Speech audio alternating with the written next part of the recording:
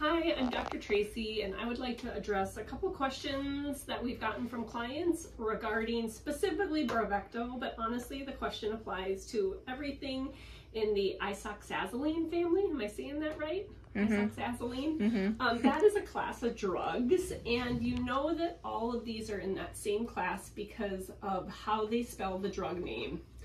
That O-A-L-N-E-R,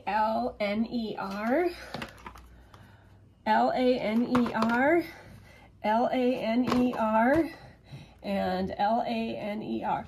They are very similar drugs in the same class, and they actually all have a very similar list of adverse side effects. So the big thing that's circulating on Facebook right now is specifically about Preventative and it causing seizures and a dog that died. I do believe it was an older boxer.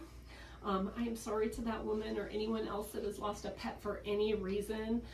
We definitely don't intend to be cold or not compassionate when we talk about this. But what we want to talk about is the risk versus the reward. So where we live in Minnesota, we literally have a tick issue year-round, and these ticks can carry some serious life-threatening diseases. The one that we have seen most commonly in the last few months is actually anaplasmosis that is passed solely by ticks in Minnesota, and it causes a low platelet disease that if not caught, your pet can die from it. We have lost a dog from Lyme disease. There's actually a form of Lyme disease where it goes to the kidneys and it causes Lyme nephritis. Lyme disease is passed by ticks. But I can honestly say, since we have had these drugs in our arsenal of drugs over the last, I think 5 years, Westegaard has been around longer. That was our first one. I think Westegaard, we're pushing 10 years. Thousands and thousands of doses over the years. We have never had a dog have seizures as a direct result of this. And we have never had a dog die from those seizures. Do we see seizures in practice? Absolutely. Often it's diabetic, often it's underlying liver disease, and honestly brain tumors. That sounds kind of crazy. They're tough to diagnose, but we do see brain tumors, and ironically, boxers are the breed that most commonly gets brain tumors. So, you need to decide as an individual what is the riskiest things you are willing to do with your pet and your risk threshold. So again, when I think about things that I do that put my dogs at risk every day, and I'm going to be a little vulnerable here, my dogs are out on the farm, we're on a gravel road, it's a quiet gravel road, but my dogs are not leashed. They could get hit by a car.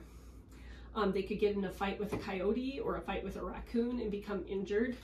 I am putting them at grave risk by not having them on a leash or being out not 100% supervised. That's a risk I take. And honestly, we see hit by cars every week. We see animal attacks and fights from dogs being off leash every week. But never, never have we seen seizures from Preventative. I absolutely have complete faith in every one of these. My dogs use a combination of these two. I kind of go back and forth.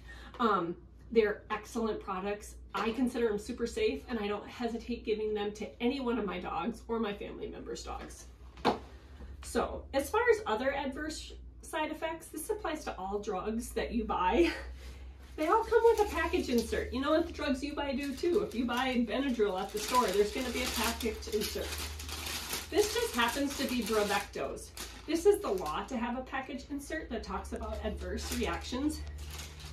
And this is not something new. This has been on here since the day that Preventative was launched. It says right here, Flea, I don't think I'm pronouncing that right, is a member of the isoxazoline class. This class has been associated with neurologic adverse reactions, including tremors, ataxia, and seizures.